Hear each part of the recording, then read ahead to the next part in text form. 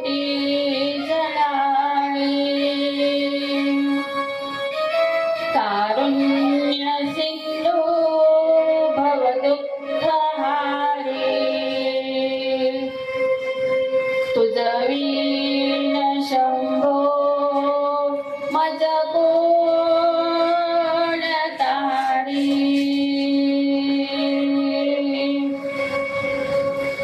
वसुदेव सुतं देवं कंस चाणूरमर्दनं देवकी परमानन्दं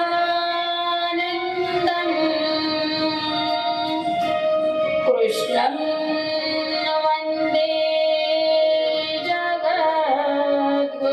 जगद्गुरुम् महायोगपीठे तटे भीमरत्या वरं पुण्डरीकाय दातुं मुनीन्द्रे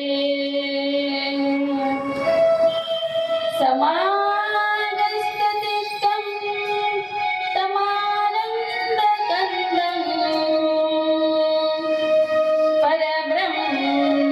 परब्रह्मलिङ्गं भजे पाण्डुरङ्गम् पांडुरंगाकार प्रथम नमः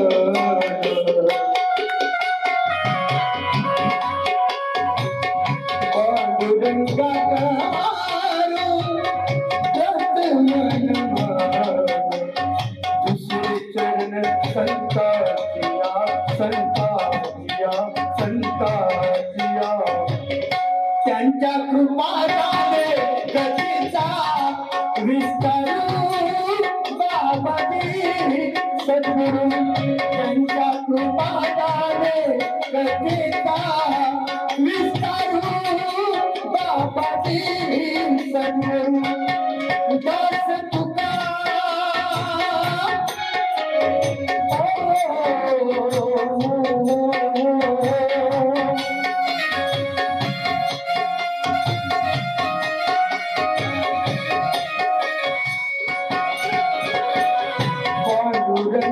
पांडुरंगाकारो प्रथम नमः पते झड़ सावर दूसरे चरण संततिया संततिया त्यांच्या कृपाने कथेचा विस्तारू बाबाजी त्यांच्या कृपाने कथेचा विस्तारू बाबाजी सद्गुरु दास तुका सर्व मंगल्य मांगल्ये शिवे सर्वार्थ साधिके शरण्ये त्र्यंबके गौरी नारायणी नमोस्तुते मनोजवं मारुततुल्यवेगं जितेन्द्रियं बुद्धिमतां वरिष्ठं वातात्मजं वानरयूथमुख्यं श्रीरामदूतं शरणं प्रपद्ये हे अंजनीच्या सुद्धा तुला रामाचं वरदान हे अंजनीच्या सुद्धा तुला रामाचं वरदान आणि एक मुखानं बोला बोला जय जय हनुमान एक मुखानं बोला बोला जय जय हनुमान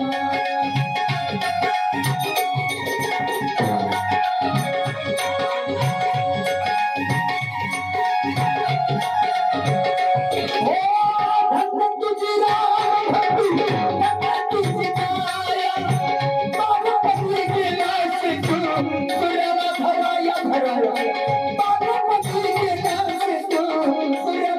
बरसाया घाबरती धरनी हर करले आसमान घाबरती धरनी हर करले आसमान अब एक मुगान बोला बोला जय जय हनुमान एक मुगान बोला बोला जय जय हनुमान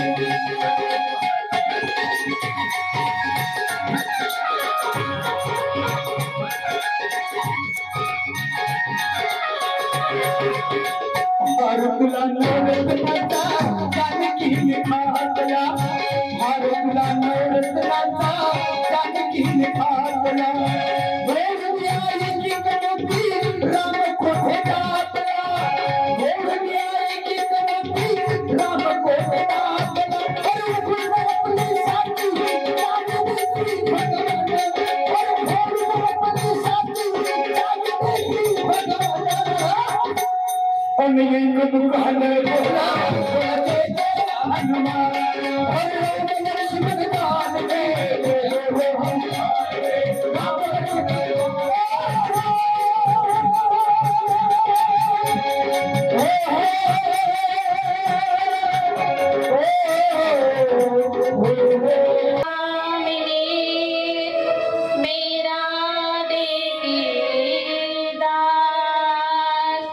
जन्म जन्म में मोहे दीजिए वृंदावन में वास जयांची केलिया स्मरण होय सकल विद्यांचे अधिकरण तेची वंदो श्री चरण श्री गुरूंचे ते नमस्कारो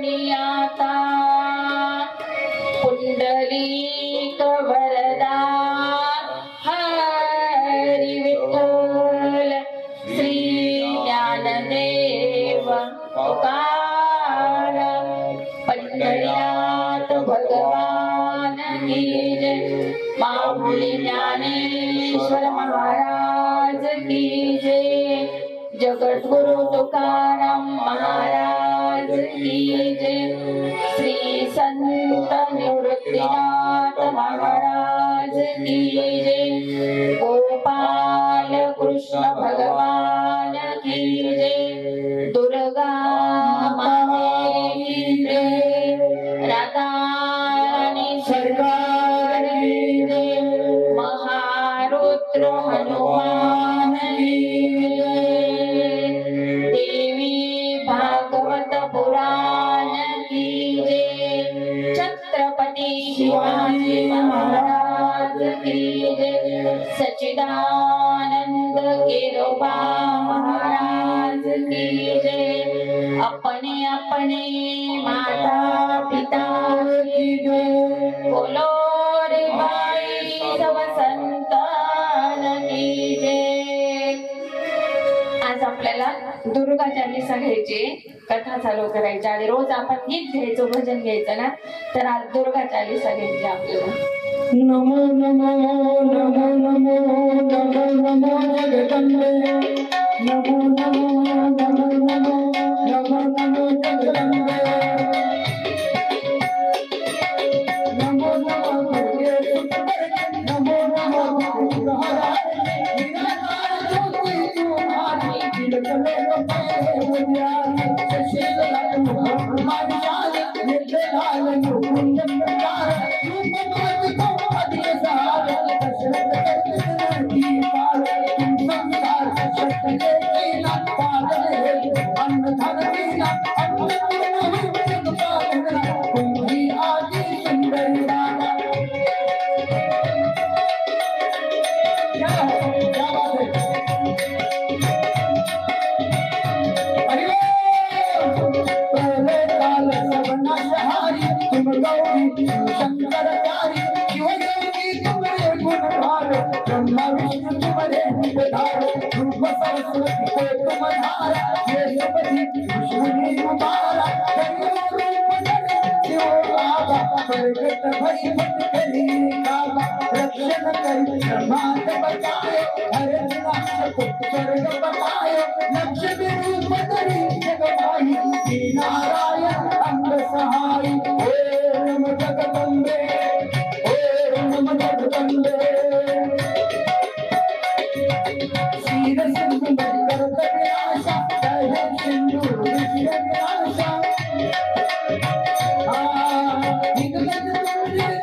भवानी विमान अंती दास बनानी मातंगी और भगवती माता भुवनेश्वरी भगवान माता श्री भैरव भारत देवनी चिन्ह भाल भक्त कल्याण केहरीवान सोहे भगवती राघवे गिरिजन दवानी करमे छापर खड़ग विराज सोनक कंठ भाग ओम भगवती ओम नमो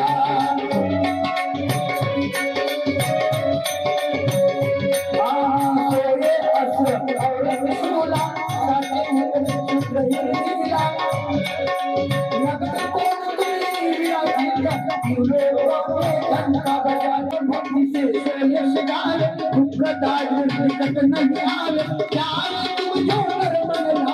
जन्म मरण तो छुटी जाए पुकारी योग हो शक्ति पुकारी शंकरानंद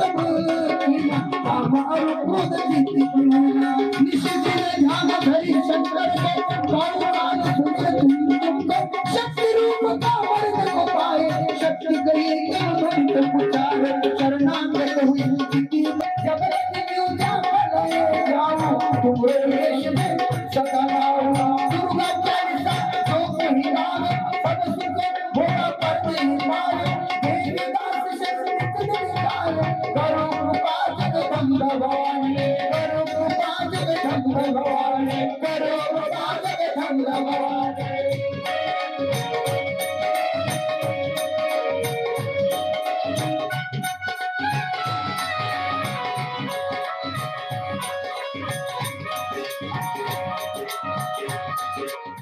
हॅलो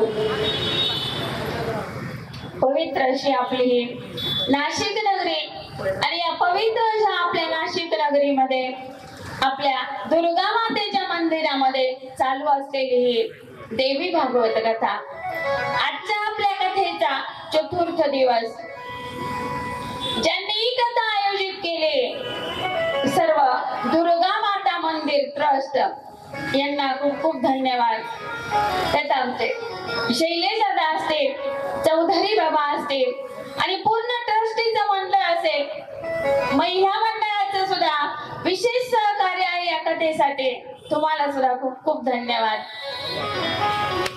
आणि आजच्या या कथेसाठी गोड अशी आपल्याला सिंत वादनाची आणि गायनाची साथ करतायत ना असे आमचे हरिभक्त परायण प्रमोद महाराज पाटील बुलढाणेकर यांना सुद्धा खूप खूप धन्यवाद त्यांना थोडी गायनाची साथ देत आहे हरिभक्त परायण आमचे संजू दादा जमदडे दादांनाही खूप खूप धन्यवाद गोड अशी आपल्याला तबल जे लाभलेले गोड अशी तबल्याची साथ देत आहेत आमचे हरिभक्त परायण ऋषिकेश महाराज पाटील आणि जे पडद्यावर काम करताय रोज आपल्याला गोड गोड अशा झाकी सजवतायत ना आमचे हरिभक्त परायण घनश्याम दादा गुरव गोड अशी माझा आवाज तुमच्यापर्यंत पोहोचतोय आमच्या गुणीजनांचा आवाज तुमच्यापर्यंत पोहोचतोय असे आमचे साऊंड सिस्टीम वाले दादा दीपक दादा वाघ तुम्हाला सुद्धा खूप खूप धन्यवाद आज आपण ही कथा इथं बघतोय ऐकतोय पण ही कथा आपल्याला पुढे भविष्यामध्ये जेव्हा वाटलं तेव्हा ऐकायला भेटणार आहे जेव्हा वाटलं तेव्हा बघायला भेटणार आहे असे आमचे YouTube channel star media YouTube channel आमचे हरिभक्त परायण विशाल दादा भालेराव यांना सुद्धा खूप खूप धन्यवाद आणि तुम्हाला श्रोतू वर्गाला सुद्धा आजचे सर्व जमलेले ज्ञानी ध्याने जपी तपी कीर्तनकार प्रवचनकार कथाकार असतील कोणी यांना सुद्धा खूप खूप धन्यवाद माऊली म्हणतात प्रभू तुम्ही महेशाच्या मूर्ती मी दुबळा आरची तसे भक्ती एक एक श्रोतू वर्गामध्ये माझ्यासाठी तुम्ही प्रत्यक्षात महेशाच्याच मूर्ती आहात। सुंदर असा आपला देवी भागवत यज्ञ चालू आहे। जास्त वेळ घेत नाही कारण आज आपल्याला कथा जास्त घ्यायची, त्यात लाईट गेली नेमकी, त्याच्यामुळे रोजचा जो वेळ व्हायचा तोच झाला। तर काल आपण बघितलं बघा, मत्स्यगंधा आणि पराशर ऋषींच्या पोटी मुलगा जन्माला आला। काय बरं त्यांचं नाव? व्यास। वा, जोरदार टाळी होऊन जाऊ तुमच्यासाठी। व्यास ऋषी, ते व्यास महर्षी जन्माला आले आणि तिथे आपण कथा संपवली होती। मग हे व्यास महर्षी जे आहेत ना, ते आता हिमालयामध्ये गेले आणि हिमालय पर्वतावरती गेल्यावरती ना तिथं तपश्चर्या करू लागले आणि आईला सांगितलं, आई काळजी करू नको, तू सुद्धा तप कर। आपल्या आईला मत्स्यगंधेला सांगितलं, तू सुद्धा तप कर। आता हे तप करायला निघून गेले आणि तिकडून आहे ना शंतनू राजा आले। शंतनू राजा आले, भीष्मांच्या जन्माची कथा आपल्याला बघायची ना। शंतनू राजा आल्यानंतर ते त्या मत्स्यगंधेला, आपण काल मत्स्यगंधा बघितली ना, सुंदर अशी घोडी चालवत होती, त्या मत्स्यगंधेला पाहून त्यांच्या मनामध्ये इच्छा निर्माण झाली की ही मत्स्यगंधा मला जर पत्नी म्हणून मिळाली तर किती छान होईल बरं। ती म्हणू लागली शंतनू महाराजांना, ओ अगोदरची जी तुमची पत्नी आहे तिचं काय करायचं? मी होईल, हो तुमची पत्नी होईल, पण अगोदरच तुम्हाला एक पत्नी आहे तिचं काय करायचं? त्यांच्या आधीच्या म्हणजे शंतनूच्या आधीच्या पत्नीचं नाव काय होतं? गंगा। गंगा होतं आधीच्या पत्नीचं नाव। पण त्यांच्या आधी असं ठरलं होतं, या गंगेने शंतनू सोबत विवाह केला आणि असं ठरलं होतं की जेही मुलं होतील ना त्यांना मी नदी पात्रामध्ये सोडून देईन, पण तुम्ही ज्या दिवशी मला विरोध कराल, ज्या दिवशी मला बोलाल ना की गंगे तू काय मुलं नदी पात्रामध्ये सोडते, त्या दिवशी मी तुमच्या सोबत राहणार नाही। ठरलं होतं आधी मुलं जन्माला आले की गंगेने घ्यायचे, नदी पात्रामध्ये सोडून द्यायचे। पण एक दिवस शंतनू महाराज म्हटले, अगं तू त्या लेकरांची आई आहे ना, त्या लेकरांना तू गंगेमध्ये सोडून देते का? असं करते बरं? तू त्या लेकरांना गंगेमध्ये सोडू नको बाई। आता एक बाळ झालं आणि त्या बाळ झाल्यावरती शंतनू महाराजांनी अडवलं, गंगेला म्हटले तू सोडू नको, ते बाळ पाण्यामध्ये टाकू नको, बाळ पाण्यात टाकू नको म्हटले। आणि त्याच दिवशी ना सांगितलं होतं, ज्या दिवशी तुम्ही मला सांगाल त्या दिवशी मी निघून जाईल। ती गंगा तिथून निघून गेली, गंगा निघून गेली आणि आता तिथे राहिले हे शंतनू आणि मुलगा राहिला त्यांचा फक्त। पण या मुलाबद्दलची त्यांची माया, त्यांचं प्रेम या शंतनू महाराजांचं वाढायला लागलं ना। हो कसं सांभाळायचं बरं याला? आता छोटे लेकरू, ही गंगा तर निघून गेली, कसं सांभाळायचं त्या लेकराला?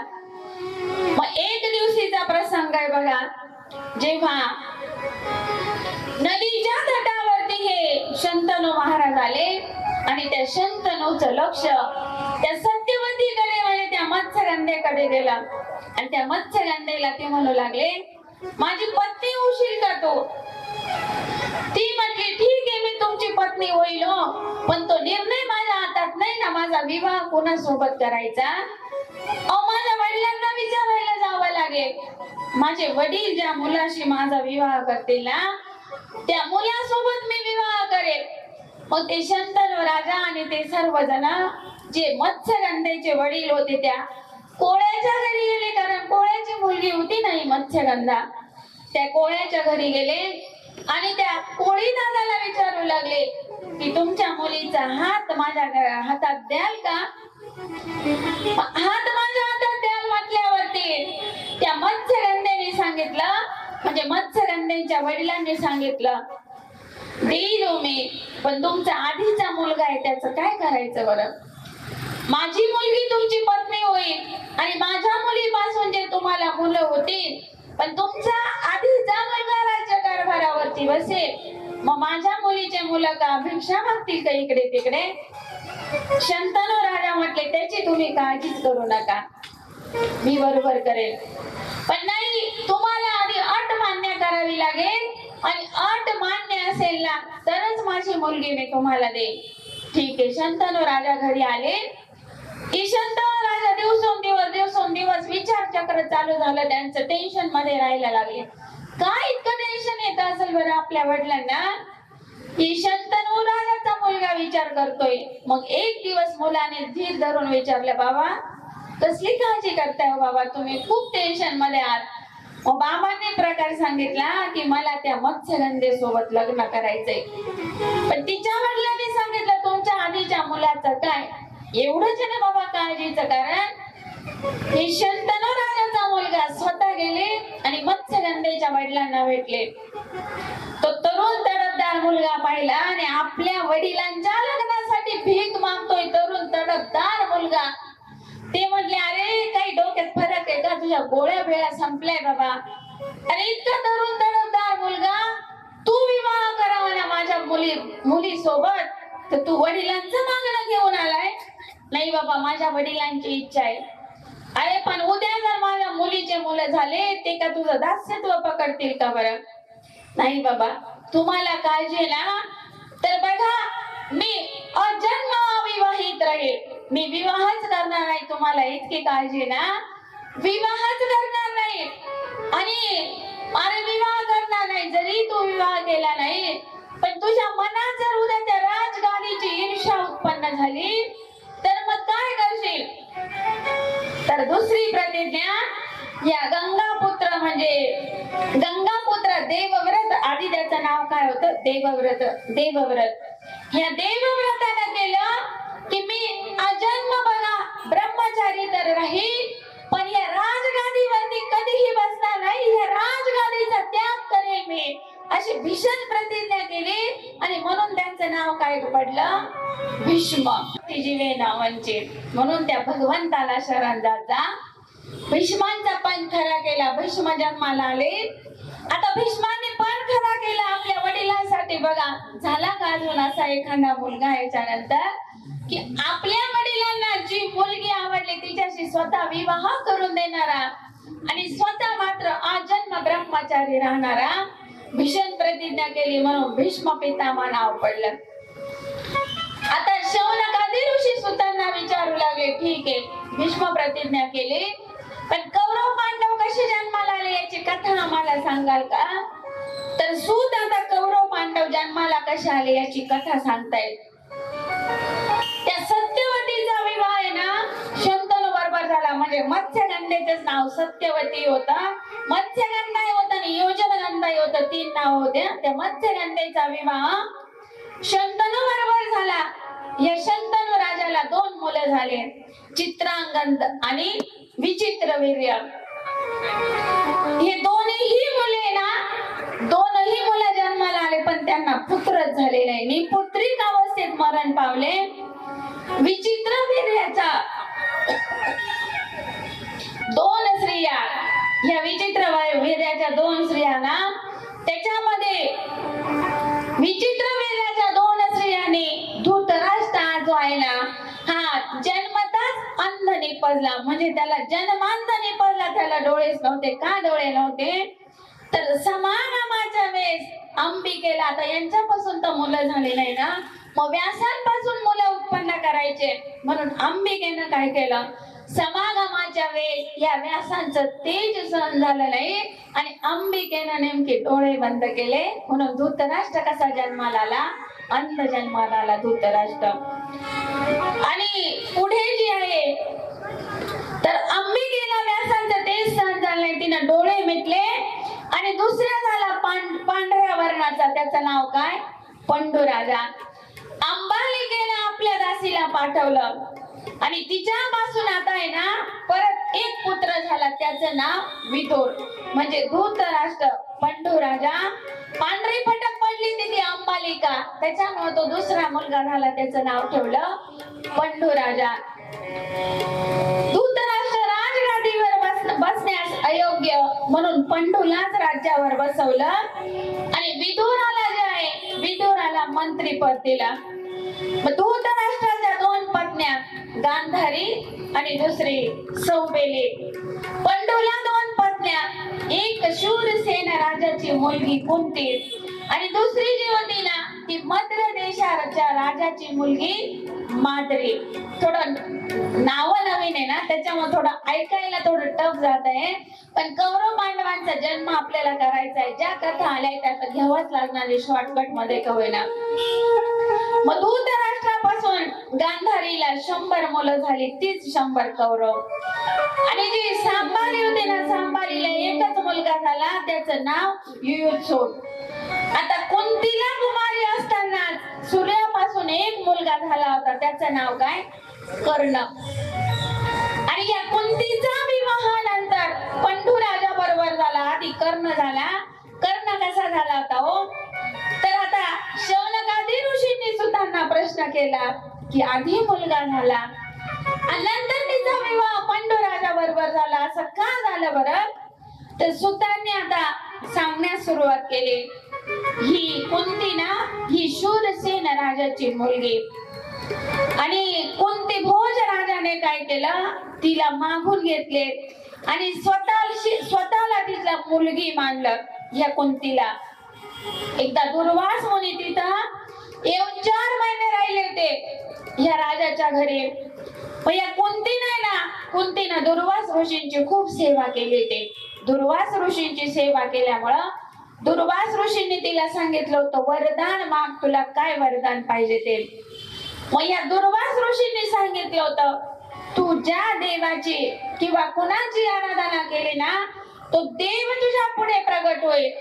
बाल वयातलीच कुंती तिनं वाटलं तिने सूर्याची आराधना केली आणि सूर्य देवता त्याचबरोबर तिच्या पुढे प्रगट झाले. पण सूर्य देवतेला पाहिलं कुंती घाबरायला लागली. अरे हे काय झालं? सूर्य देवता म्हटले मी तर असा जाणार नाही, पण मग माझ्यापासून तुला एक मुलगा होईल, पण तुझा कौमार आहे मात्र अबाधित असं राहील. मग जो कुंतीला सूर्यापासून मुलगा झाला त्याचं नाव कर्ण ठेवलं. नाव कर्ण ठेवलं. या कुंतीचा विवाह जो आहे पुढे पंडू राजा बरोबर झाला आणि याच पंडू राजाचा दुसरा विवाह मद्र राजाची मुलगी माद्री हिच्याशी झाला. आता एकदा पंडू राजा शिकारीसाठी वनामध्ये गेले आणि तिथं या पंडू राजानं काय पाहिलं हो? हरिण आणि हरिणाचा म्हणजे दोन्ही पती पत्नी जे आहे समागम करत होते आणि नेमके या पंडू राजानं बघितला. पंडू राजानं बघितला आणि त्या हरणाला जो आहे ना हरणाला बाण मारला. हरणाला बाण मारला पण ते होते एक मुनी होते, हरिण नव्हतं ते, तर एक मुनी होते. पण त्यांना शाप दिल्यामुळे ते हरिण आणि त्यांची पत्नी हरिणी झाली होते. याला नेमके बाण मारला समागम यांचा चालू असताना ना, तर त्यांनी राजाला शाप दिला की राजा तू तुझ्या पत्नी बरोबर जेव्हा समागम करायला जाशील ना तर राजा तुला मृत्यू येईल. आता राजाला जर मृत्यू येईल मग मुलं कसे होतील हो? पंडू राजानंतर काय झालं?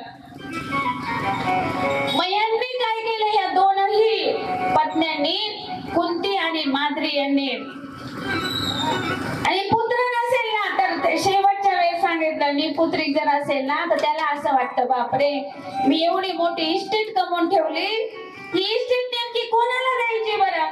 त्याच्यामुळे त्या निपुत्रिकाला आहे ना त्याला शांतता त्याच्या आत्म्याला लाभत नाही.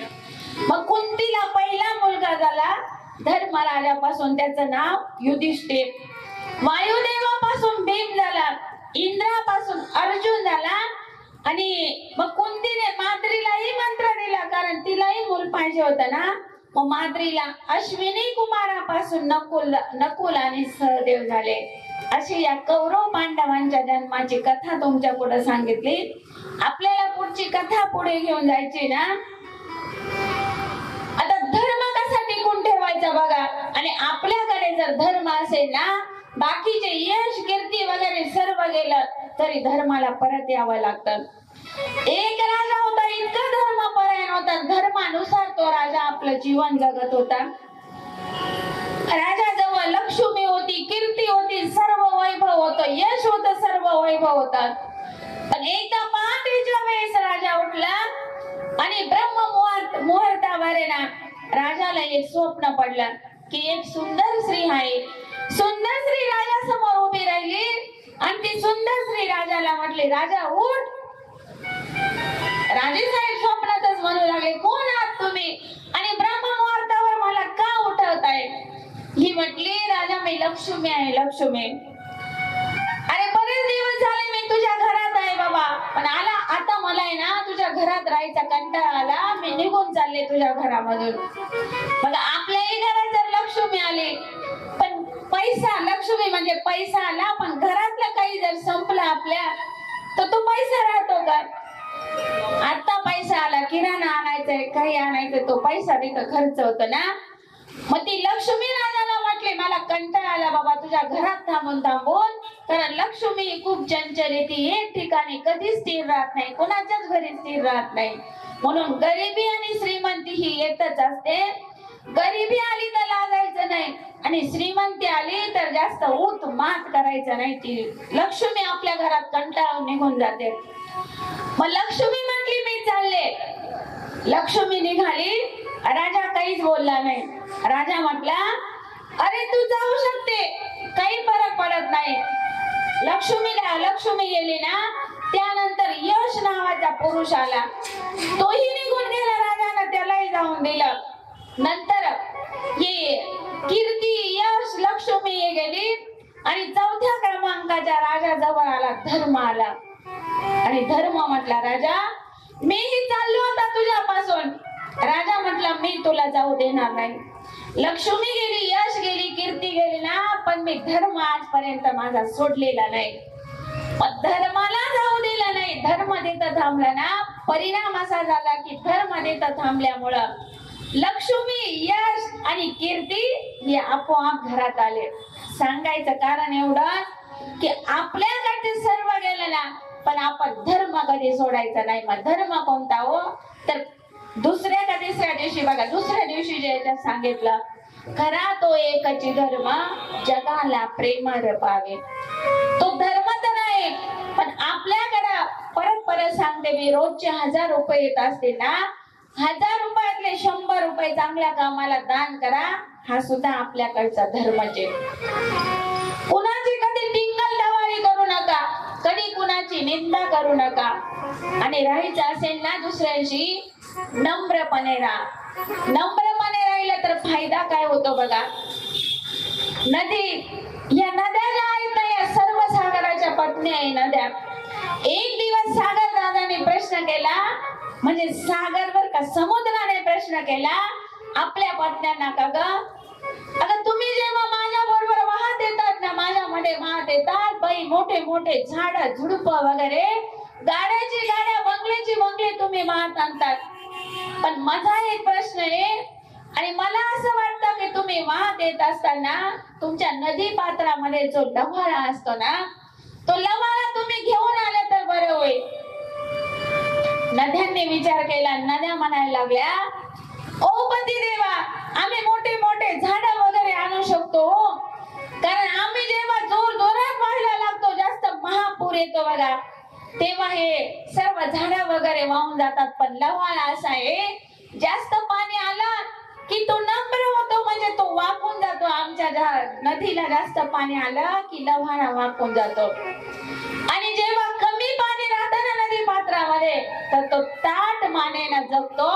म्हणून आम्ही त्या लव्हाळ्याला आणू शकत नाही. नम्र झाला भूता, तेने कोंडिले आनंदा. म्हणून दुसऱ्या सोबत राहायचं ना, नम्रपणाने राहा माझ्या ताईंनो, दादांनो. समोरचा कितीही आपल्या बरोबर भांडत आला, किती भांडला, आपण त्याला प्रत्युत्तरच केलं नाही, त्याने तिकून 10 शब्द म्हटले, आपण एकही शब्द म्हटला नाही, तो एकटा बडबड करेल का हो? नाही करणार ना. तो बोलेल आणि तो म्हणशील अरे समोरचा काही प्रतिसाद देत नाही, तो थांबून जाईल आपाप. पण त्याने जर तिकून 2 शब्द म्हटले ना, आपण ऐकून 4 शब्दांच्या शिव्या दिल्या, ऐकेल का तो समोरचा? भांडण वाढून जात. आपण काही दान धर्म करत असेल, मंदिरात पूजा करत असतो बघा, 4 धाम यात्रा जरी केली ना, 4 धाम यात्रा जरी केली, तर आपलं पुण्य आपल्या तोंडाने कधीच सांगायचं आहे की मी 4 धाम यात्रा करून आलो. आपण तर सारखं तिकून आला का फोन आला, बाई 4 धाम यात्रा करून आत्ताच आलो, झालं पुण्य कमी. एकदा बोलले पुण्य कमी कमी कमी होत जात. मंदिरात जरी पूजा केली, पारायणाला बसलो, आपण काय म्हणतो मोठ्या पुशारकीने, मी पारायण करतोय मंदिरामध्ये, झालं पुण्य कमी. करायचं ना आपल्या स्वतःसाठी ठेवा, सांगूच नका कुणाला. अहो त्याला दिसत ना कोण काय करतय ते, सांगायची काही गरज आहे का? माझ्या भगवंताला सगळं करतो.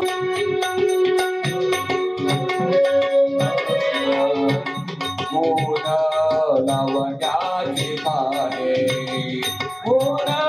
लावण्याचे खाणे, मुकुट जगाला मारे, मुकुट जगाला मारे, मुकुट जगाला मारे, मुकुट जगाला मारे. अहो तो चतुरांचाही शिरोमणी आहे हो माझा भगवंत. मुंगीच्या पायात जरी घुंगरू बांधलं ना, त्या मुंगीच्या पायातल्या घुंगराचा आवाज माझ्या भगवंतापर्यंत पोहोचतो. आपण इकडं काय करतो ते भगवंतापर्यंत पोहोचणार नाही का? आपण इकडं काय काय करतो ना, माझ्या भगवंताकडे सगळी नोंद राहते हो त्याची. आणि जेव्हा आपली शेवटची वेळ येते ना, आपण तिथे जातो, म्हणतो भगवंता मी असं केलंच नाही. भगवंत आपण जसा टीव्ही वरती चित्रपट बघावा ना, स्क्रीन वरती असा चित्रपट आपल्याला तिथे दाखवतो आणि सांगतो बाबा बघ तू हे काय काय केलंय ते, पुढची झाकी लवकर येऊ द्या. म्हणून जसं आपण कर्म केलेलं असेल ना, ते कर्म आपल्याला फेडावं लागतं. जीवनाचे सारे घ्यावे जाऊरी सत्वर, जगी जीवनाचे सारे घ्यावे जाऊरी सत्वर, जैसे जात कर्म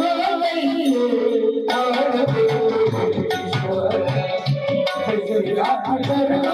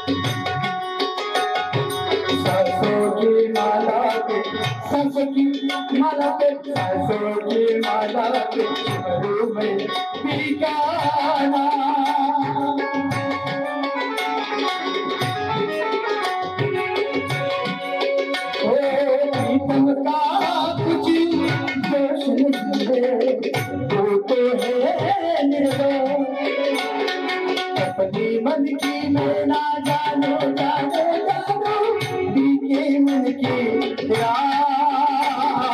बसों की माला माला पे शिव मेरी भक्ति है, शिव मेरी पूजा, शिव मेरी ऐसा बसों की माला पे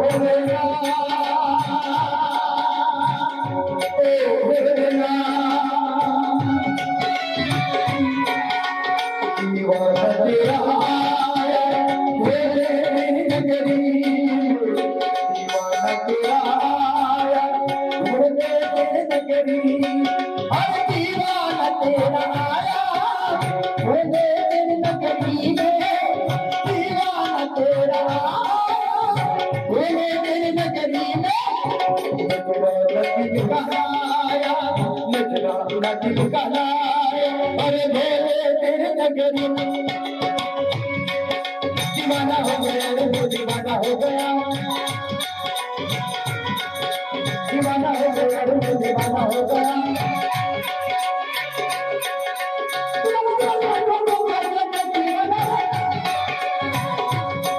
अरे आते हैं मेरे दुनिया के हंसने वाले आते हैं मेरे घर पे अरे मैं भी मंगता आया मैं भी मंगता आया भोले तेरे नगरी में दीवाना तेरा आया भोले तेरे नगरी में ओ भोलेनाथ ओ भोलेनाथ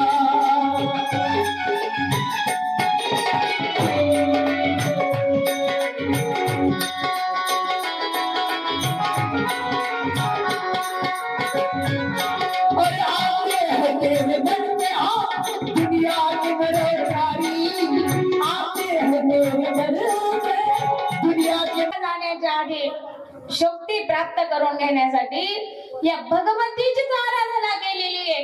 मग प्रत्येक देवता असेल, कौरव असेल, पांडव असेल, प्रत्येकाला आराधना कोणाची करावी लागते?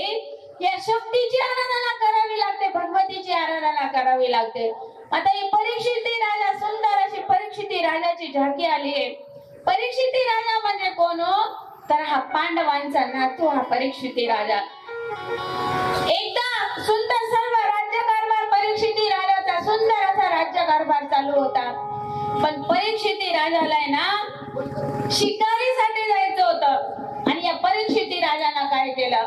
खूप दिवसाची आपल्या घरामध्ये बंद ठेवलेली एक पेटी होती. ती पेटी उघडली आणि तो पेटीतला मुकुट जो होता तो आपल्या डोक्यावरती तो मुकुट घातला आणि राजा शिकारीला जंगलामध्ये गेला आणि तो बंद पेटीतला मुकुट डोक्यावर घातल्यामुळं परीक्षिती राजाकडं कली आला. कली आणि आज सुद्धा कली आहे बघा. हा कली 4 गोष्टींच्या ठिकाणी राहतो. कुठं कुठं राहतो?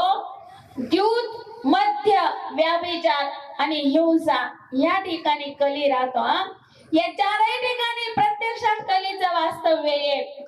मग तो टोप जो होता ना तो जरासंधाचा टोप होता आणि तो टोप जो होता तो अनितीचा टोप होता. म्हणजे नीतीचा टोप नव्हता, तो अनितीनं कमावलेल्या धनाचा होता तो. आणि तो टोप नेमके राजाला आपल्या डोक्यावरती परिधान केला. राजे साहेब जंगलामध्ये गेले पण त्या दिवशी राजे साहेब शिकार इकडे तिकडे शोधताय. राजे साहेब परीक्षिती राजा शिकार शोधताय पण परीक्षिती राजाला शिकारच भेटली नाही हो त्या दिवशी. कर्म कसं असतं बघा. राजाला शिकार भेटली नाही पण आता राजाला तहान लागले म्हणून राजे साहेब इकडे बघताय तिकडे बघताय नेमकी मला पाणी कुठे भेटेल बरं. मग शोधात इकडे तिकडे फिरताय. राजे साहेब परत फिरायला लागले आणि फिरता फिरता समोर एक आश्रम दिसला.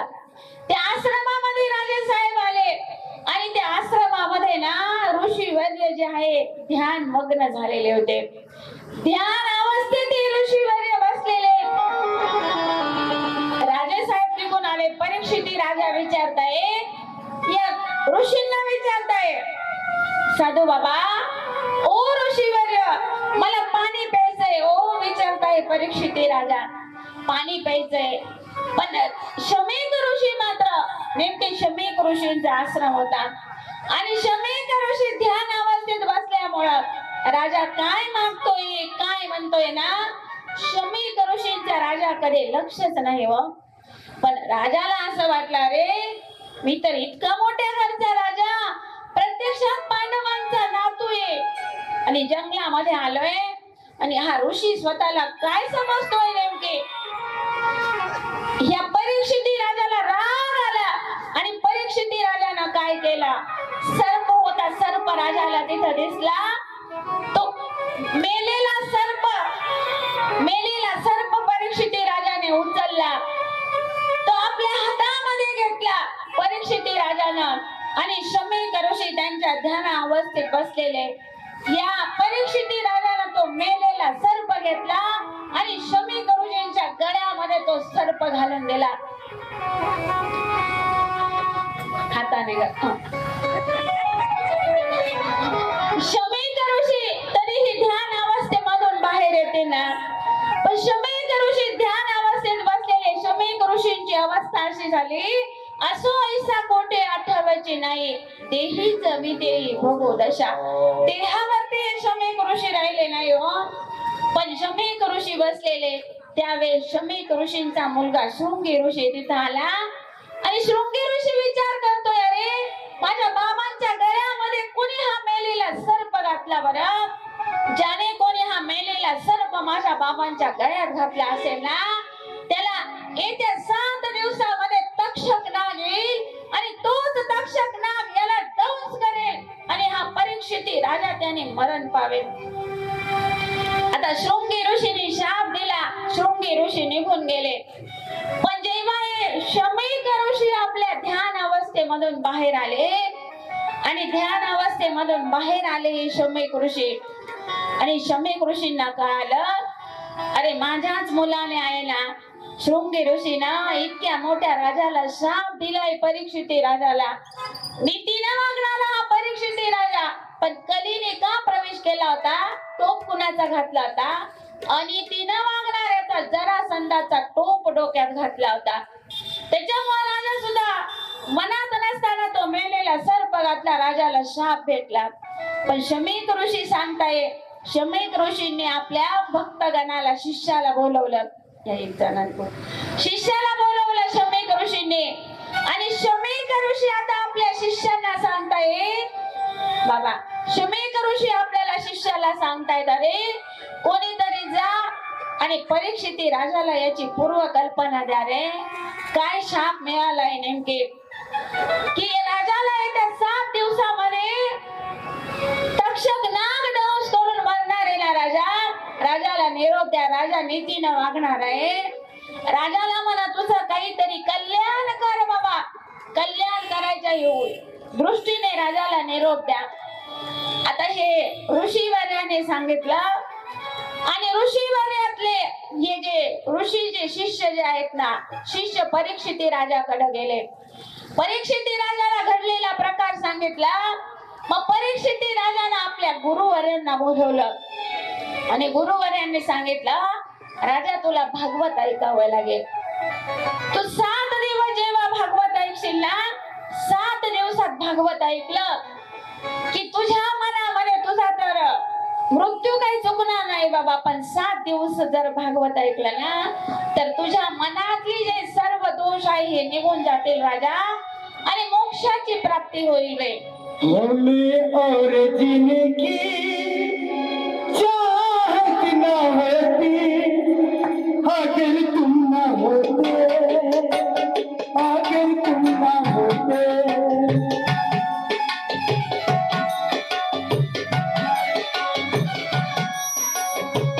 हमें और जीने की चाहत न होते अगर तुम न होते, अगर तुम न होते.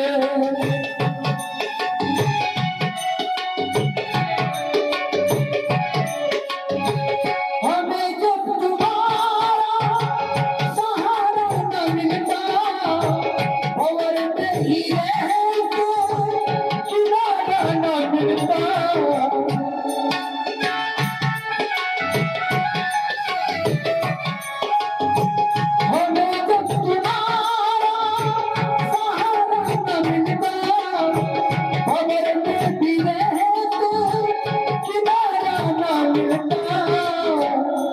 किनारे पे भी तो भी लहर में डूबते अगर तुम ना होते, अगर तुम ना होते.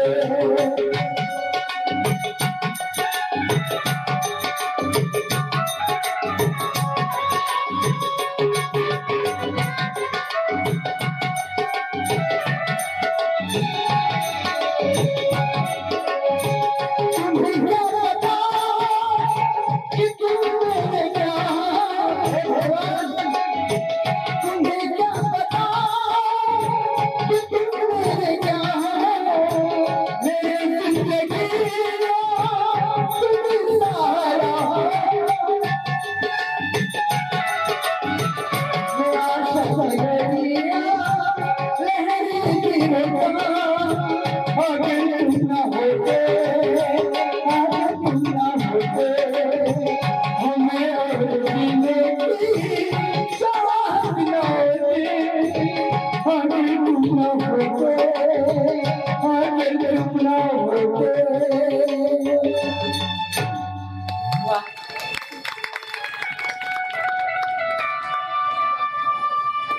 शमीक ऋषींनी परीक्षित राजापर्यंत निरोप दिला. शमीक ऋषी आता निघून गेले. परीक्षित राजा आले. पण 7 दिवस कथा ऐकली. परीक्षित राजाला मोक्ष प्राप्त झाला. ही भागवतात कथा आलेली आहे. आणि देवी भागवतात कथा वेगळी आलेली, कारण दोनही ज्या कथा घडले ना वेगवेगळ्या मन्वंतरामध्ये घडलेल्या आहेत. त्याच्यामुळे 2 ग्रंथांमध्ये वेगवेगळे कथा आलेले. परीक्षित राजाला शाप मिळाला ना की तक्षक नागापासून माझा मृत्यू होणार आहे ना. परीक्षित राजानं असं युक्ती केली, असं डोकं चालवलं. देवी भागवतात आलेली कथा 7 मजली इमारत परीक्षित राजानं बांधले आणि त्या 7 मजली इमारतीवर मध्ये वरच्या मजल्यावर राजे साहेब जाऊन बसले आणि ध्यान अवस्थेत राजे साहेब बसले. आपले सुद्धा परीक्षित राजा ध्यान अवस्थेत 7 मजली इमारतीवरती बसलेले. एकदा परीक्षित राजासाठी सुद्धा जोरदार टाळी होऊन लावल्या. ध्यान अवस्थेत परीक्षित राजा बसलेले आणि राजा आता विचार करतोय, इतकी सुंदर 7 मजली इमारत आहे. 7 मजली इमारतीमध्ये आता आणि जे रोजचं अन्न यायचं ना ते चेक करून यायचं. हवा सुद्धा आतमध्ये, त्या काचेच्या बंगल्यात हवा सुद्धा आतमध्ये प्रवेश करू शकत नव्हते. अशा ठिकाणी राजा बसला जाऊन. परीक्षित राजा, आपल्यालाही मृत्यू येणार असतो, 7 दिवसात मृत्यू येणार असतो. तुम्ही म्हणाल ताई देवी भागवत कथा सांगताय ना, असं अभद्र काय बोलताय हो कथेमध्ये. साथ देती नहीं है किसी का, क्या भरोसा है इस जिंदगी का, क्या भरोसा है इस जिंदगी का. वो साथ देती नहीं है किसी का, साथ देती नहीं है किसी का, क्या भरोसा है.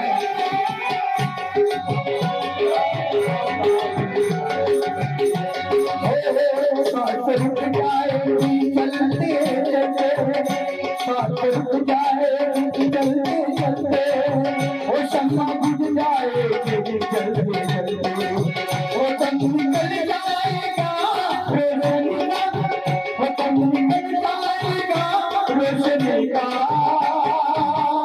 क्या भरोसा है इस जिंदगी, वो क्या भरोसा है इस जिंदगी का.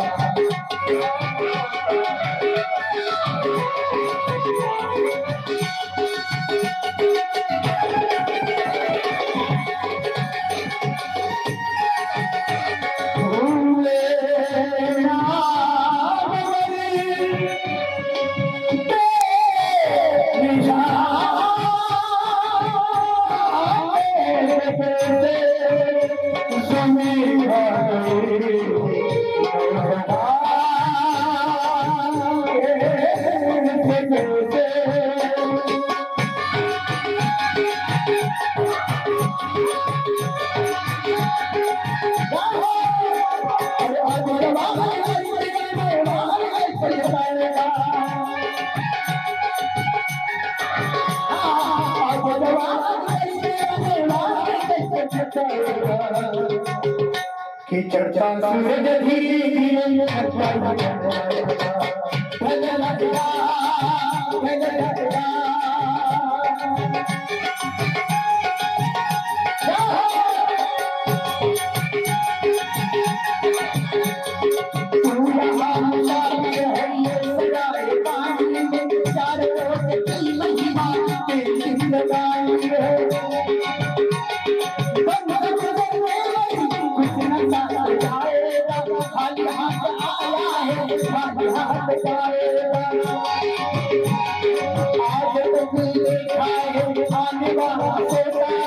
जिंदगी में जो सब जो जिंदगी में रोता है और अपनी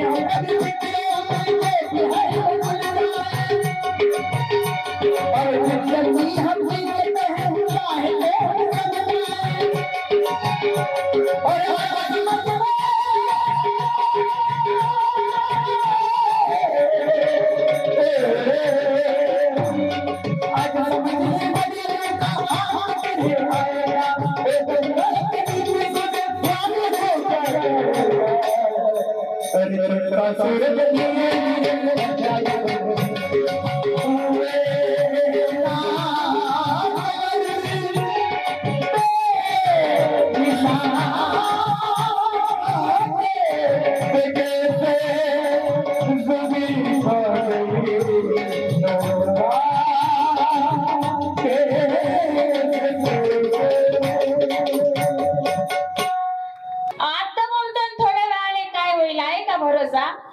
ज्या माईक समोरून मी बोलते याची गॅरंटी हो.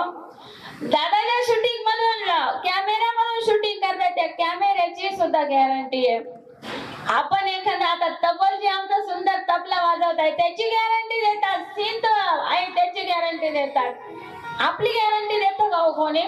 तुम्ही आपण एवढ्या वर्ष जगूच म्हणून 7 दिवसातच मरण येणार असतं. पण त्या 7 दिवसात मरण येणार असतं. आपण काय करायचं? आयुष्य जात आहे पहा काळ जपत असे महा स्वहिताचा घोर वहा ध्याने रहा श्रीहरीच्या. आपलं वैभव इस्टेट संपत्ती बाजूला टाकून द्यायची. ती पत्ता असो आणि संसारी जीवा वेगो करे त्या संसारामध्ये असून नसल्यासारखं राहायचं आणि भगवंताचं नाम स्मरण करत जायचं. या भगवंताचं नाम स्मरण करताय म्हणून तर आमचे नानाजी पाटील या कथेसाठी साखरीवरून आपल्याकडे भेट देण्यासाठी आले ना.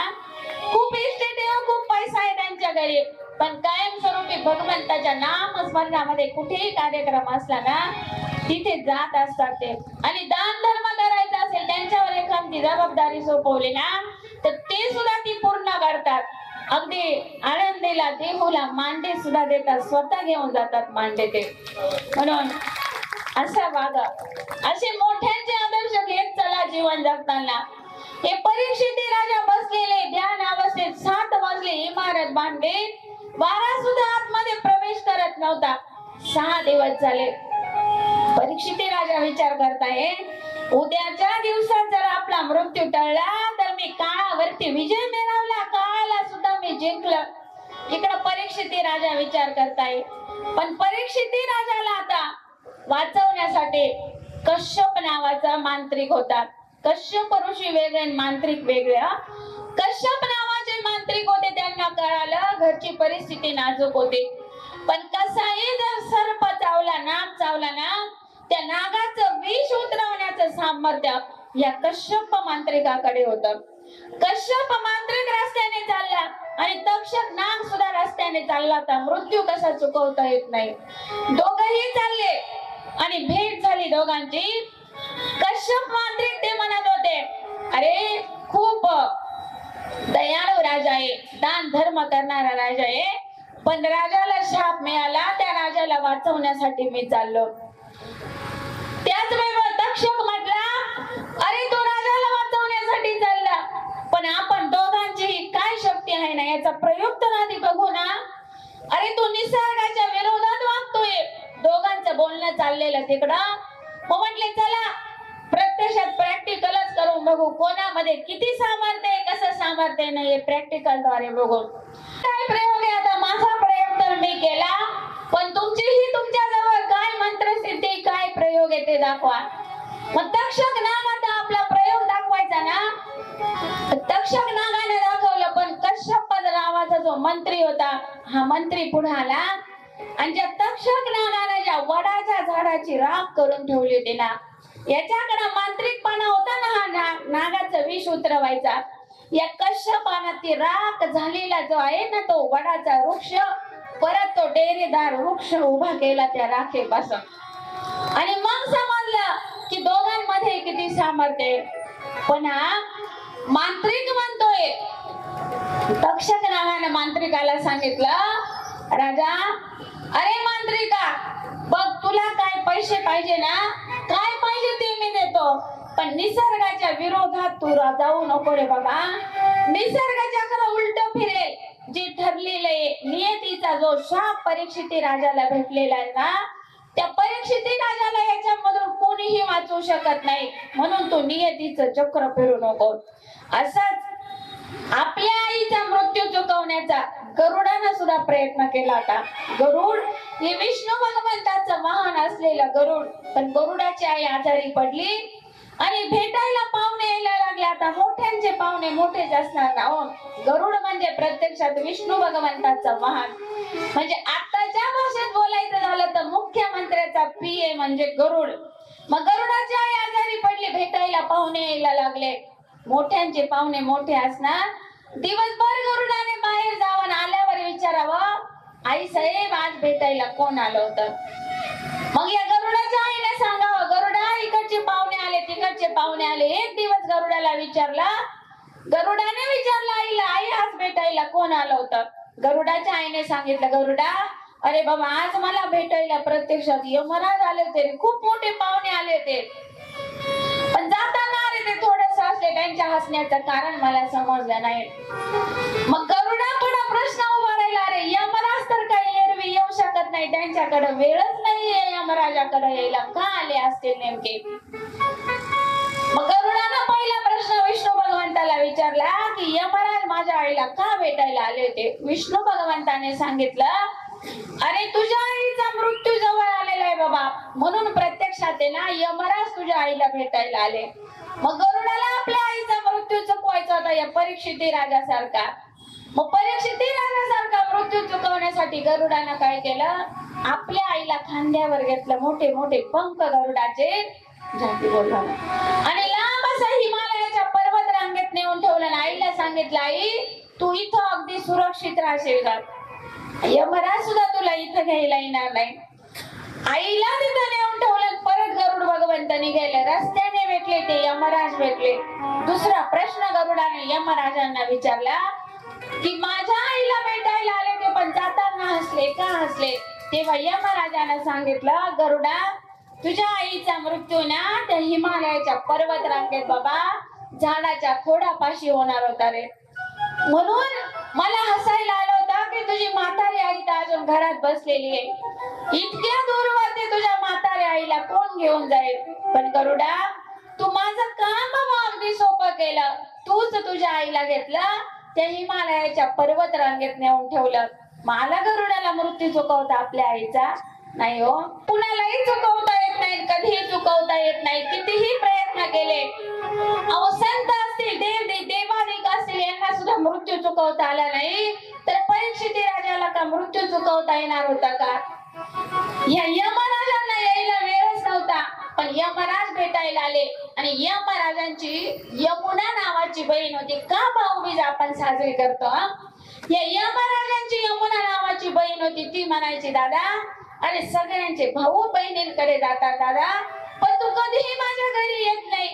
आणि इतर बहिणींचे भाऊ आले की मलाही वाटतं की माझ्याही घरी माझ्या भावानं यावं. यमराज म्हणायचे, ताई मला वेळच नाही का तुझ्या घरी यायला. अरे दादा पण एकदा तरी वेळ काढ बाबा मला भेटायला येण्यासाठी. मग यमराज आपल्या बहिणीला भेटायला गेले ना, आणि मग आपला भाऊ खूप दिवसाने भेटायला आला घरी, तर या यमुनेनं काय केलं, आपल्या भावाला ओवाळलं, औक्षण केलं, त्याचं तिलक केलं आणि ओवाळलं. आणि तो दिवस आपण यमद्वितीय ह्या नावाने साजरा करतो, म्हणजे भाऊबीज.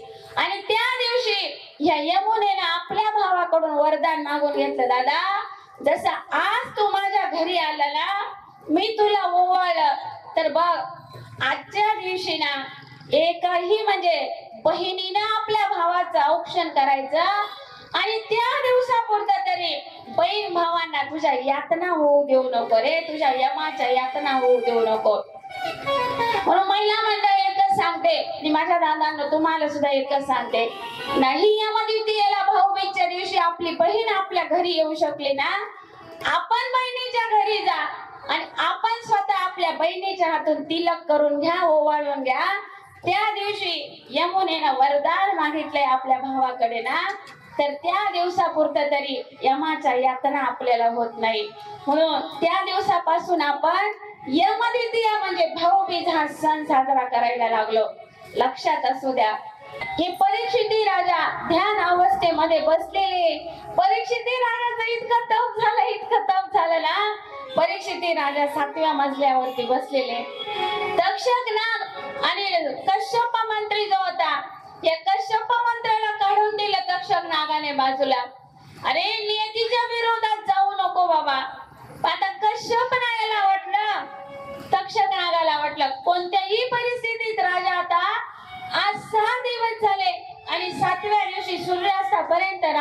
मृत्यू लिहिलेला आहे ना, कोणत्याही परिस्थितीत मला जावं लागेल.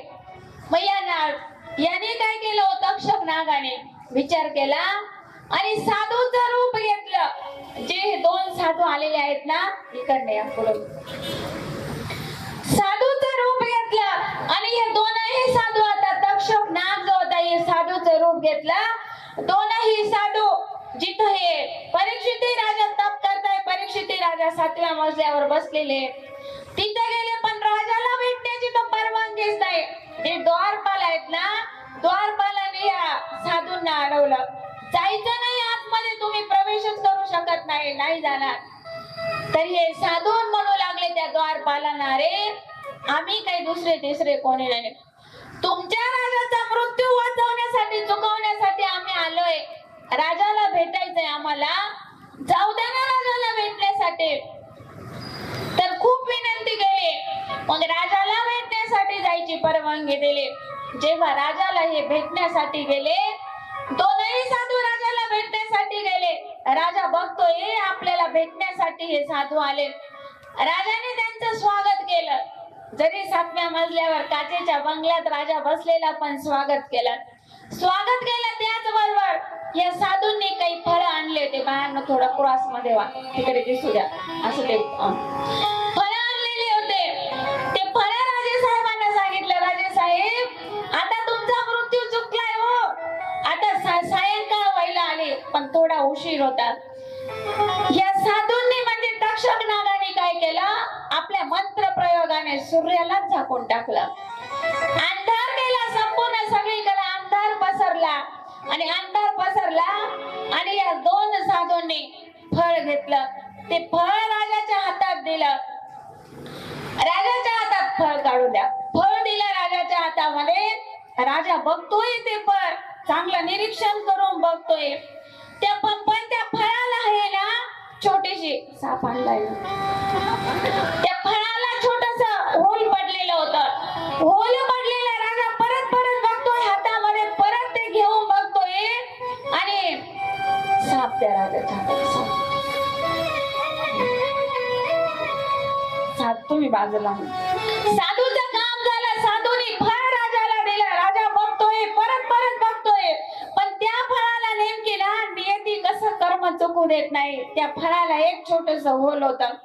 ते होल राजाने ते फळ घेतलं आणि त्याच क्षणी त्या फळामधून फळ बाजूला झालं. एक नाग तिथं बाहेर निघाला. त्या फळामधून राजेसाहेब फळ टाकून नाग तिथं निघाला आणि त्या नागाला त्या राजाला दंश केला आणि परीक्षित राजा राजेसाहेब खाली उतरला. त्या नागाने दंश केला आणि परीक्षित राजा मृत्युमुखी पावला. त्याच वेळेस राजेसाहेब मृत्युमुखी पावला. आला राजाला मृत्यू चुकवता. अहो जिथं आपलं मरण ठरलेले ना, आपण जन्माला येतो दादांनो, त्याच वेळेस आपल्या मृत्यूची स्थळ, काळ आणि वेळ हे निश्चित झालेली असते. तो मृत्यू कोणालाही चुकवता येत नाही, आजपर्यंत नाही चुकवता आला. जगत में कोई नहीं परमान, जगत में कोई नहीं परमान.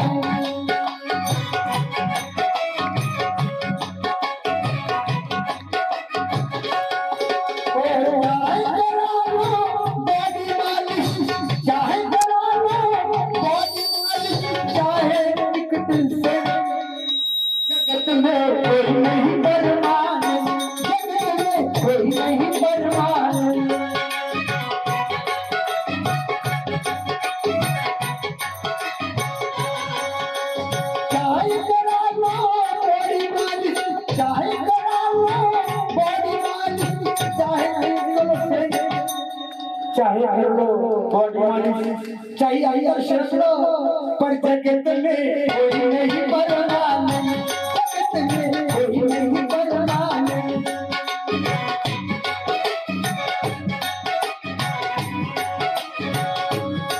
ओ आवागमन लगा दुनिया में, जगह हरे रस्ते. आवागमन लगा दुनिया में, जगह हरे रस्ते. रे भैया जग रहे जगत में कोई नहीं परमान. जगत में कोई नहीं परमान. जगत में कोई नहीं.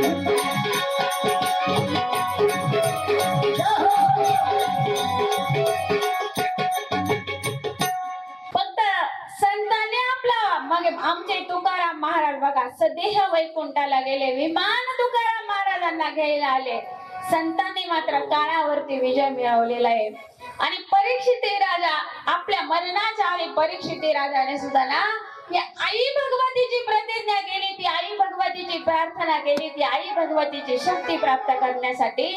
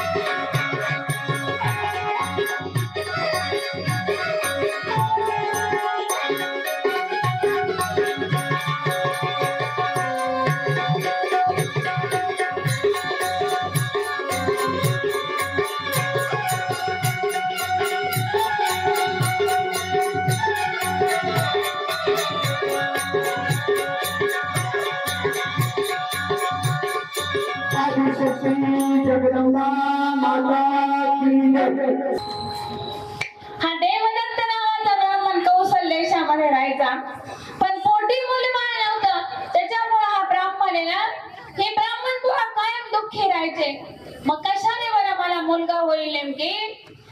मग या देवदत्त नावाच्या ब्राह्मणाने काय केलं? पोटी संतान नव्हता, दुःखी होते. तेव्हा एक मुनी त्यांच्याकडे आले आणि त्यांचं नाव गोविंद मुनी. त्या मुनींचं पुढची झाकी झाली असेल तेवढा. गोविंद मुनी त्यांचं नाव. ते मुनी आले, गोविंद मुनींना विचारलं की मला मुलगा होईल असं काहीतरी करा. मग गोविंद मुनींनी सांगितलं, राजा यज्ञ करावा लागेल. यज्ञ करताय ते गोविंद मुनी आता. पण काय झालं, वय झालेलं असल्यामुळे नवदुर्गा गेले का पाठीमागे सर्व?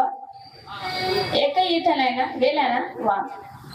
तर त्या गोविंद मुनींनी वय झाल्यामुळे यज्ञ समारंभ आयोजित केला, पण त्यांच्याकडून मंत्र उपचार थोडेसे चुकू लागले. ते मंत्र उपचार चुकताय, पण मंत्र उपचार चुकताय. इकडे त्या देवदत्त नावाच्या ब्राह्मणाला राग आला, म्हणू लागला, ब्राह्मण म्हणू लागले, अहो ऋषी आहात, मुनी आहात ना तुम्ही, पण तुम्ही सर्व ते मंत्र चुकवताय, असं का करताय बरं? जे ऋषीश्वर इकडे जे गोविंद मुनी मंत्र उच्चार करताय ना, त्यांना उलटून बोलले देवदत्त नावाचे ब्राह्मण. देवदत्त नावाचे ब्राह्मण बोलल्यामुळं ज्याला प्रत्युत्तर केलं ते का गोविंद मुनी त्यांची काही विद्या कमी होते का? ते गोविंद मुनी म्हटले, ठीक आहे, तू माझा अपमान केला ना, बघ मूर्ख मुलगा तुला जन्माला येईल, तुझ्या पोटी मूर्ख मुलगा जन्माला येईल. खूप दिवसाचा लेकरू नव्हता, पोटी मुलबाळ नव्हता, पण त्याच्यामध्ये असं उत्तर मिळाल्यामुळे ना, हा देवदत्त नावाच्या ब्राह्मणाच्या पोटी मुलगा जन्माला आला. उद्धत त्याचं नाव ठेवलं, या मुलाचं नाव उत्तट ठेवलं. पण हा उत्तट जन्मताच मूर्ख जन्माला आला. राजा दुःखी व्हायला लागला, रे काय करावं, इतक्या दिवसाने मुलगा झाला, पण तोही मात्र उद्धत नावाचा हा मुलगा मूर्ख जन्माला आला. या देवदत्त नावाच्या ब्राह्मण दुःखी व्हायला लागला. आपल्यामुळे आपले बाबा दुःखी होत आहे ना. हे देवदत्त नावाच्या ब्राह्मणाने काय केलं, हा आपला उद्धत नावाचा मुलगा हा अरण्यामध्ये निघून गेला. हा उद्धत मुलगा अरण्यात निघून गेला, पण त्याने एक व्रत आरंभ केला की खोटं कधी बोलायचं नाही, सत्य बोलायचं. हा सत्य बोलायला लागला, या उद्धतचं नाव पडलं सत्यव्रत. कारण आपण कोणतं एखादं व्रत 12 वर्ष जर केलं ना, तर ते आपलं व्रत फलदायी ठरतं. किंवा एखादा आपण मंत्र उच्चार केला, तो सतत 12 वर्ष केला ना, तर आपला तो मंत्र उच्चार सुद्धा फलदायी होतो. मग 12 वर्ष या राजाचं म्हणजे उद्धत नावाचा जो मूर्ख मुलगा होता ना, 12 वर्ष त्यानं खोटं न बोलण्याचं तप केलं. खोटं न बोलण्याचं तप केल्यामुळं काय झालं, तिथं हा फिरत होता आणि एक सुकर समोरून येताना दिसलं. सुकर म्हणजे डुक्कर, आताच्या भाषेत बोलायचं झालं तर ते सुकर समोरून येतंय, डुक्कर समोरून येतंय. पण राजा याने ते उद्धत नेमकी ब्राह्मण आहे ना, तिथून चालला होता आणि ते सुकर ए ए ए ए असा उच्चार करत होत. आता ह्या उद्धत ब्राह्मणाच्या त्या मुलाच्या कानावरती तो ए ए ए शब्द पडला आणि एम ओम एम ह्रीम क्लीम म्हणतो ना आपण, त्याच्यातला हा एम.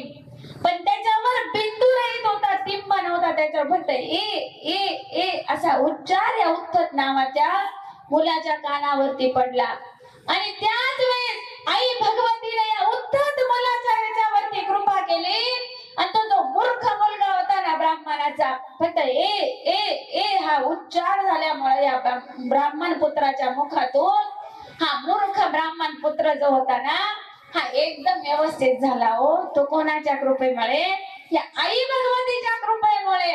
म्हणून हिची जर कृपा झाली ना, तर अशक्य ही शक्य करतील. स्वामी म्हणतो ना आपण, अशक्य ही सुद्धा शक्य करील ही माझी आई. पण आपण आधी केलं पाहिजे. हो, दुर्गा माते की जय, देवी भागवत पुराण की जय. या सुतांना प्रश्न केला, सूतजी ही आई भगवती नेमकी, आई भगवतीचे शक्तीपीठ कसे झाले हो, आणि विश्वातलं पहिलं जागरण गोंधळ या आई भगवतीचं कोणी केलं, हे आम्हाला कृपा करून ऐकवा ना. मग पुढची आपण झाकीसह आई भगवतीचं पहिलं जागरण गोंधळ कोणी केलं ना, माझ्या सागर बोलत सरी आज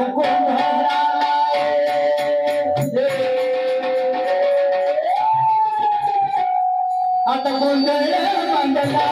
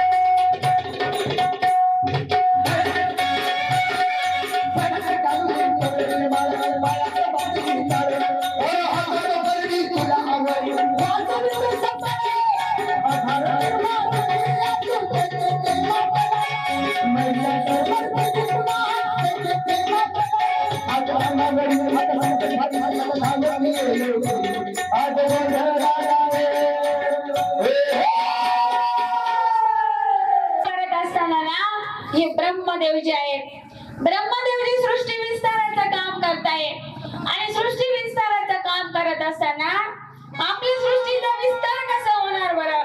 ब्रह्मदेवांनी आपला एक मुलाची निर्मिती केली, उत्पत्ती केली. तो मुलगा म्हणजे हा दक्ष राजा.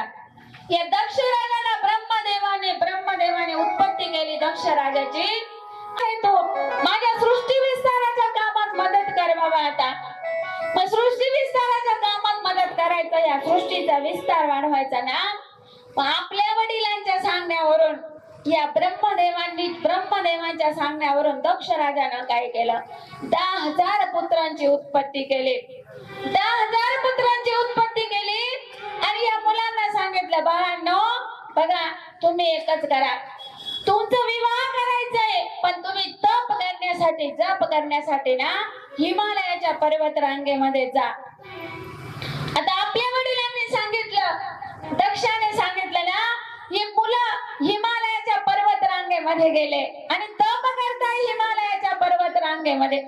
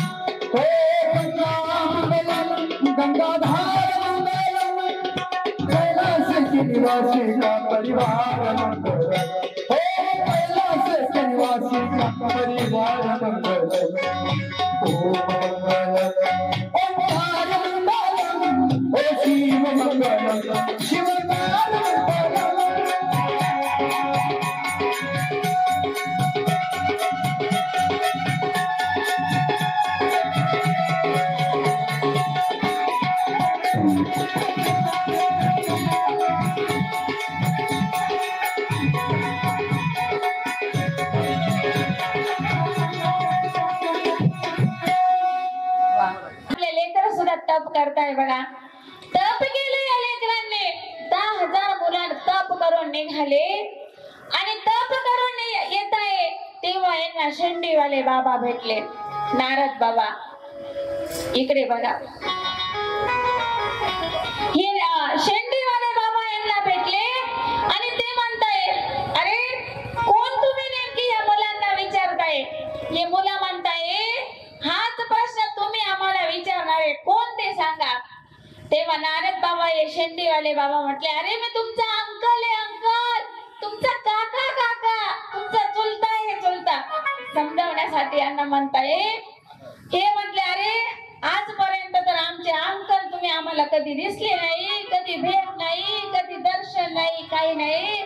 आज हे काय की भेट कशी झाली नेमकी? खूप तिकडे गेले, थोडे इकडे या ना, दिसू द्या ना बाकीच्यांना. कधी भेट नाही बाबा.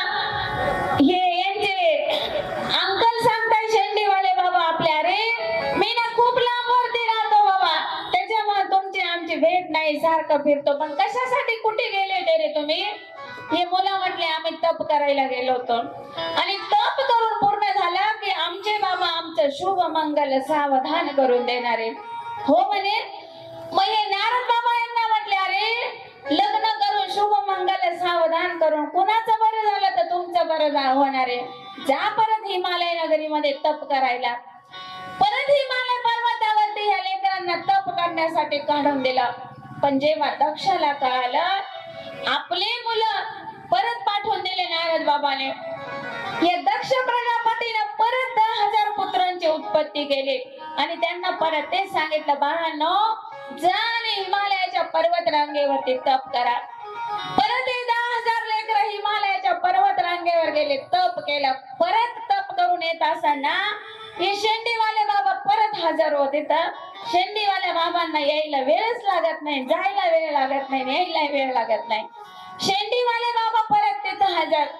परत या 10,000 मुलांना तेच उद्देश केला, अरे बाळांनो तप करून कोणाचं बरं झालं आणि तप केलं तुम्ही, अरे तुमचं शुभ मंगल सावधान होणार आहे, नका रे करू.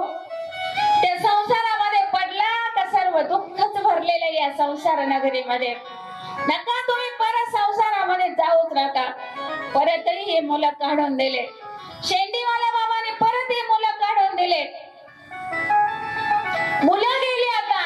पण हे जेव्हा या दक्ष प्रजापतीला कळालं ना, दक्ष प्रजापती नारदांसमोर येऊन उभे राहिले. आता नारद आणि दक्ष प्रजापतीची भेट झाली आणि या दक्ष प्रजापतीने नारद बाबाला शाप दिला, रे माझे 20,000 मुलं मी सृष्टीच्या उत्पत्ती करिता तयार केले होते, उत्पत्ती केली होती ना त्यांची, तू माझ्या 20,000 मुलांना परत पाठवून दिलं ना, मी तुला शाप देतो की तुझ्या पोटामध्ये इथून पुढे एकही गोष्ट राहणार नाही आणि सारखी भ्रमंती करत राहशील तू.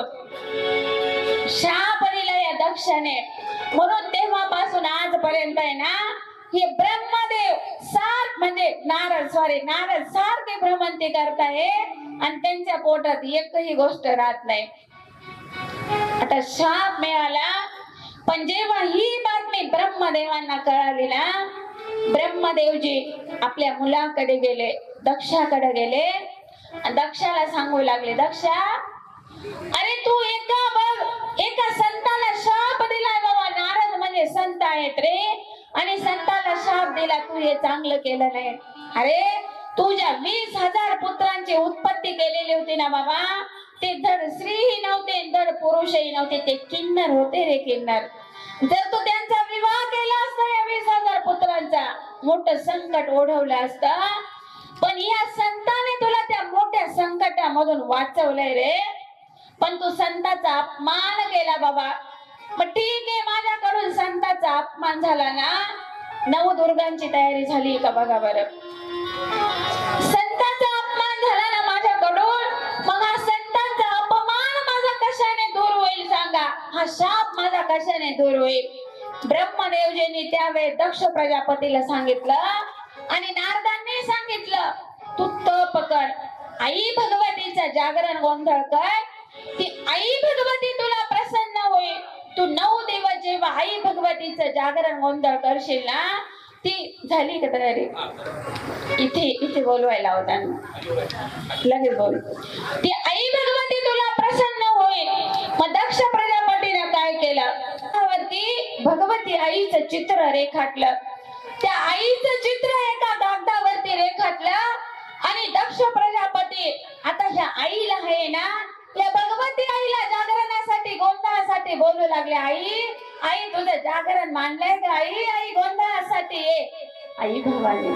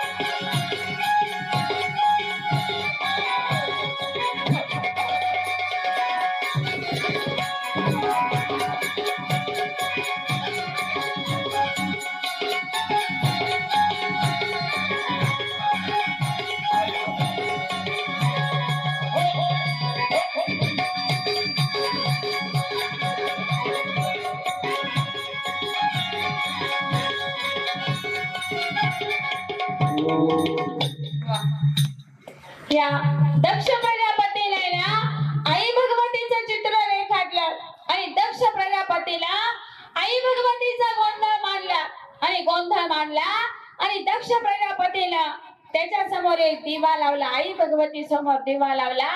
तो दिवा 9 दिवस दक्ष प्रजापतीने तो 9 दिवस तेलाचा दिवा जाळला. त्याचे 9 रात्र झाले. हे 9 रात्र 9 दिवस दक्षाला दिवा जाळला ना तेलाचा, तर या दक्ष प्रजापतीचा प्रसन्न झाली आई भगवती आणि दक्ष प्रजापती समोर आहे ना आई भगवती 9 रूपाने अवतरित झाली. दक्ष प्रजापती समोर दक्ष प्रजापती उठले. दक्ष प्रजापती उठून उभे राहिले. आईला नमस्कार करू लागले. दक्ष प्रजापती आई आई तू 9 रूपाने माझ्या पुढे प्रगट झाली ग आई. आई तू एका रूपामध्ये मला एवढी मोठी नजर नाही ग माझी. आई भगवतीनं आपल्या हे लेकराचं ऐकलं आणि आई भगवती आता दक्ष प्रजापती समोर एका रूपाने अवतरित झाली आई.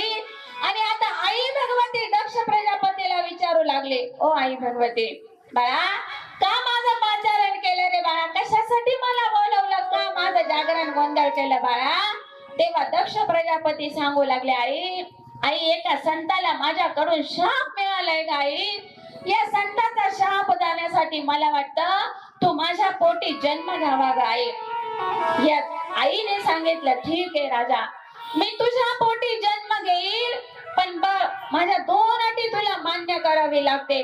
पहिली अट माझी अशी असेल की जेव्हा मी जन्माला येईल आणि विवाह योग्य होईल ना, माझा विवाह तुला महादेवांबरोबर करून द्यावा लागेल. आणि दुसरी अट माझी अशी असेल, ज्या दिवशी तुझ्या घरी माझा अपमान होईल ना, माझा बाप जरी असला पण तुझ्या संपूर्ण संसाराची राख रांगोळी केल्याशिवाय मी राहणार नाही. राजा म्हटला, ठीक आहे आई, तुझ्या 2ही अटी मला मान्य आहेत. मी तुझ्या ह्या 2ही अटी मान्य करेल, तुझ्या ह्या 2ही अटी सांभाळेल. आता आई भगवतीने आशीर्वाद दिला आणि आई भगवती अंतर्धान पावले. आई भगवती अंतर्धान पावले. दक्ष प्रजापतीने आता काय केलं? दक्ष प्रजापतीने आता आईने दिलेलं वरदान आहे ना, वा सुंदर या 9 दुर्गांसाठी एकदा जोरदार टाळी होऊन जाऊ द्या. आणि या 9 दुर्गा आहेत ना, या दुर्गा मातेची रोज सेवा करतात.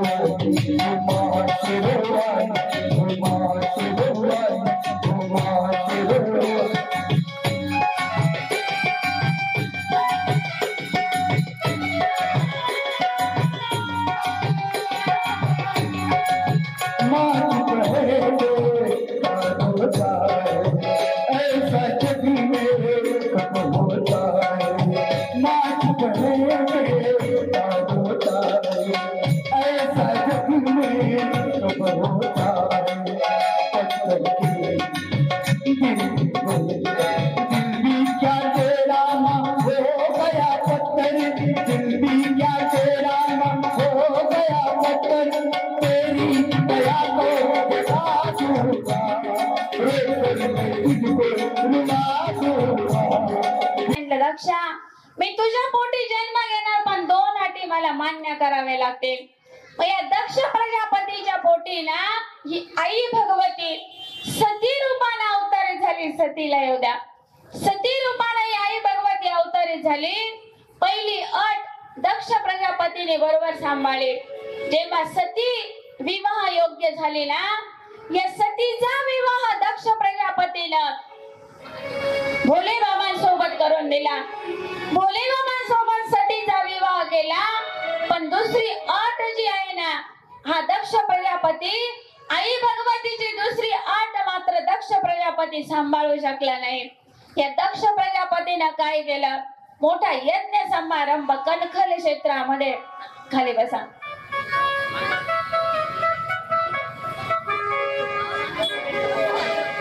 टेबल ठेवून दक्ष प्रजापतीने मोठा यज्ञ समारंभ आपल्या आयोजित केला. सगळ्यांना आमंत्रण दिलं त्या यज्ञ समारंभासाठी. पण त्या यज्ञ समारंभासाठी नेमकी आपल्या जावयाला मुलीलाच आमंत्रित केलं नाही. मुद्दाम केलं या दक्ष प्रजापतीनं. दक्ष प्रजापती इकडे यज्ञ करतोय आणि त्याच वेळेस आकाशातून सर्व विमान जात आहेत. सती विचार करते अरे हे आकाशातून इतके सर्व विमान जात आहे गंधर्व जात आहे सर्व जात आहे कुठे जात आहे नेमके. सती आपल्या मैत्रिणींना विचारायला लागली हे सर्व विमान कुठे जात आहे बरं. त्याच्यातलं एक विमान खाली उतरलं.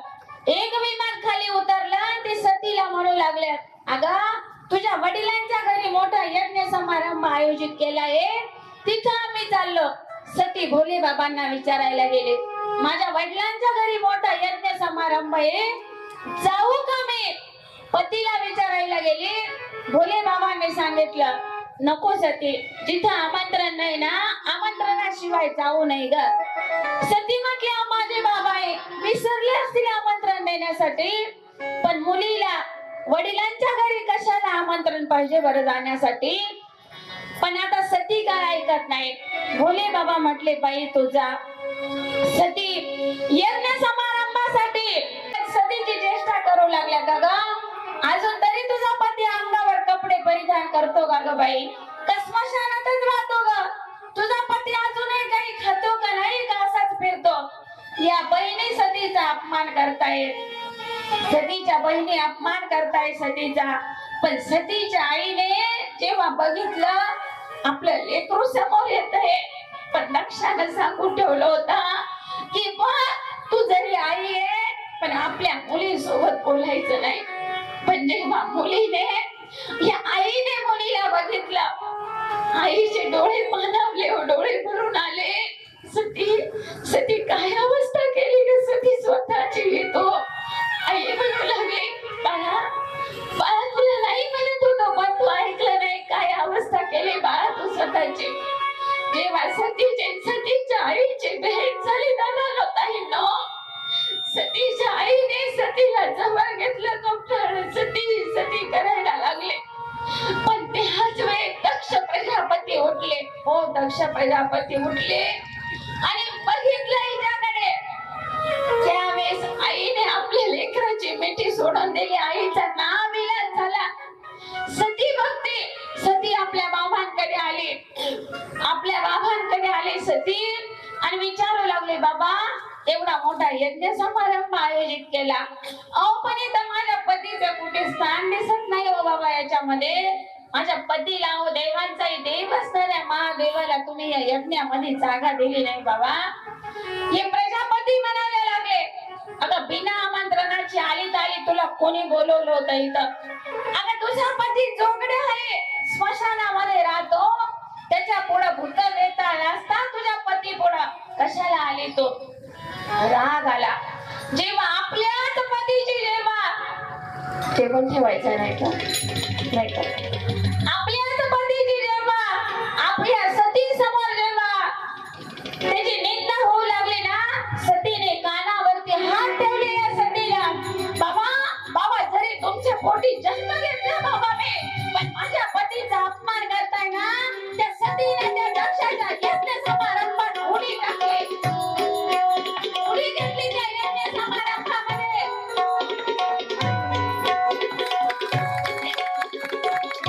यज्ञ समारंभामध्ये सतीने उडी घेतली. पण ही बातमी जेव्हा महादेवांना कळाली, हो बातमी तिकडं, महादेवांचं आणि सतीचं इतकं प्रेम होतं, इतकं प्रेम होतं. महादेवांनी ते सतीचं प्रेम घेतलं. हो महादेवा या पुढं, डमरू थोडा वेळ बाजूला ठेवा.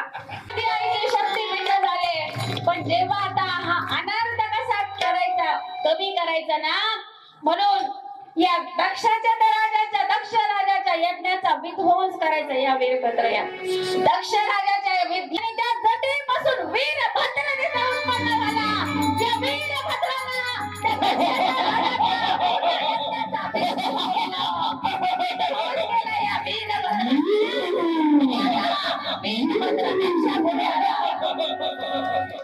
दक्ष राजा पुढे हा वीरभद्र आला.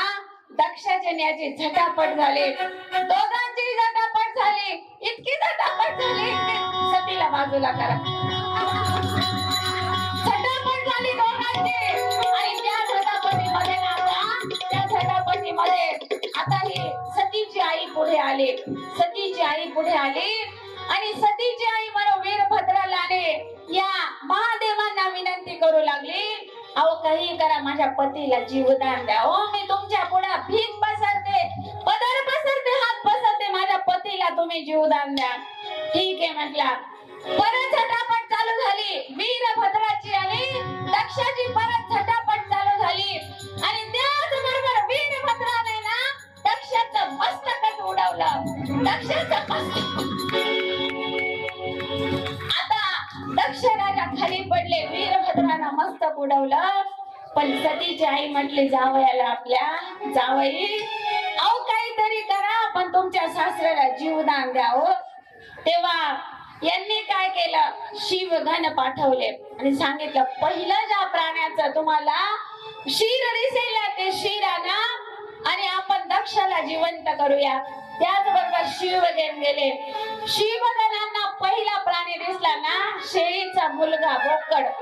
बोकड दिसला. त्या बोकडाचं वरचं मुंडकं शिर आणलं आणि ते आता या महादेवजींनी, बोकड तर लयच ओरडतो.